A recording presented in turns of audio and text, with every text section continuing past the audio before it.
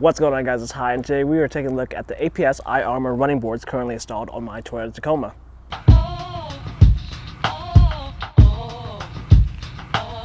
Installation of these running boards is fairly simple. If you go under the car near the door's edge, you'll see that there are some plastic screws. These are simply covers for the running board's mounting location. Just take them off and you'll be ready to install the running boards. There are 6 of these plastic screws per side. The iArmor running boards come in 3 main pieces. The 2 pieces that make up the bracket that attach to the truck, and of course the running boards themselves that attach to the brackets. There are 3 brackets per side that bolt directly to the undercarriage of the truck, and each are labeled to indicate its position on the truck. These brackets are the first things that you want to install.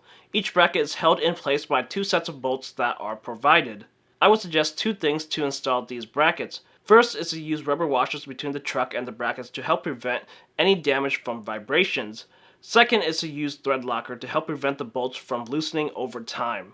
Once you get the 3 brackets in place, it's time to mount the running boards. Just align the running boards up with the previously installed bracket and clamp everything in place with the other provided U-shaped bracket. Once all 6 bolts are tightened, you're done with one side and just repeat on the other.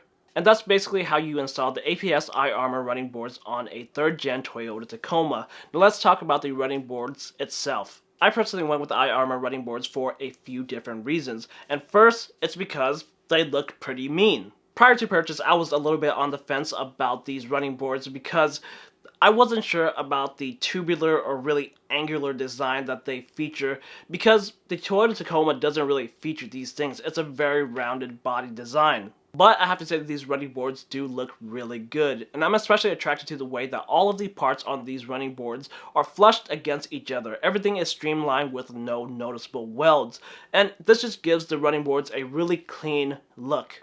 Another thing that I like about these running boards is that they are made out of aircraft grade aluminum.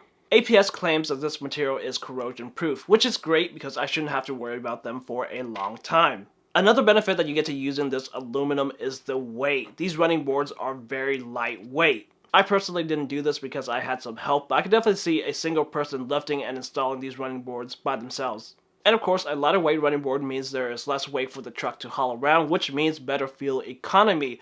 But in this case, less weight doesn't equate to less functionality because these running boards still have a weight capacity of 300 pounds.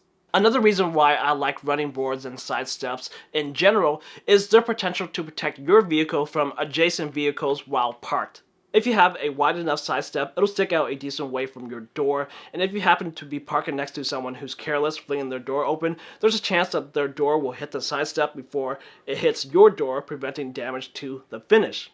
These iArmor running boards are 6.5 inches wide, so they should provide some form of protection. Now, for those who are interested in picking these running boards up, I'd like to point out a few things that you should consider. First, I don't think that these are a good choice for people who need something lower to step on to help them get into the truck. These running boards sit about an inch lower than the rocker panel, so there's really no difference. They're going to be best for people who want a larger surface area to step on to help them get into the truck, but these people would have to have the mobility to get into the truck in the first place.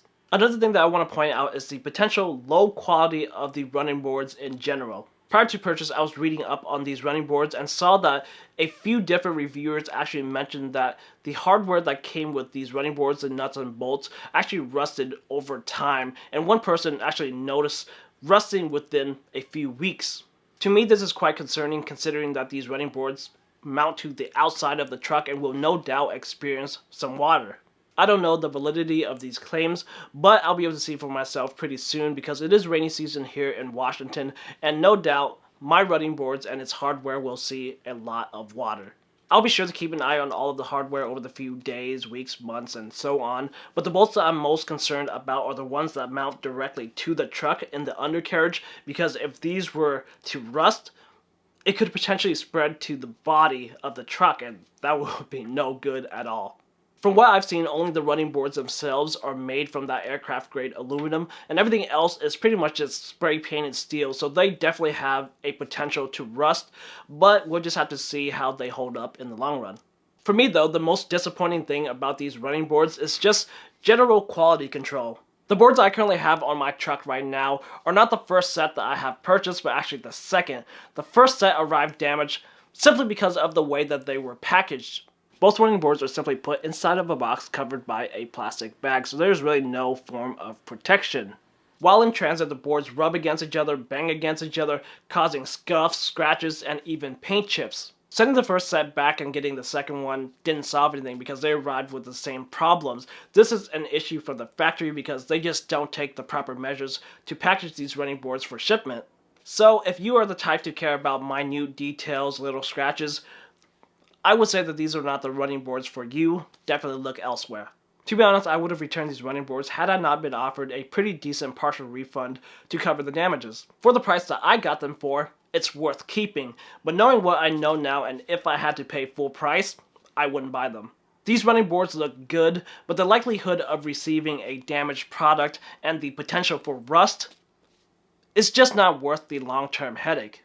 Again, for the price that I got them for, I can just go out and buy a can of spray paint and make sure that everything is covered and protected. You just have to figure out if that's something that you potentially want to deal with. And that's going to be it on my take of the APS iArmor running boards. If you enjoyed this video, make sure to give it a thumbs up, share it around, comment down below any thoughts or questions you may have. Don't forget to subscribe to this channel for more content. Thanks for watching this video, and I'll see you guys in the next one.